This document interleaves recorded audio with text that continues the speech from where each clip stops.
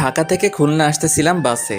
আমার ঠিক সামনের সিট থেকে কান্নার আওয়াজ শুনতে পাচ্ছি। কান্নার আওয়াজ শুনে মনে হলো একটা মেয়ে কান্না করতেছে। পাশের সিটে একজন মধ্যবয়স্ক লোক বসা। আমার মনে একটু সন্দেহ হলো, কেননা টিভি নিউজে মাঝে মাঝে দেখি মেয়ে মানুষকে পাচার করে, রেপ করে, বিক্রি করে ইত্যাদি। আমি একটু ভালো করে কান পেতে শুনতেছিলাম।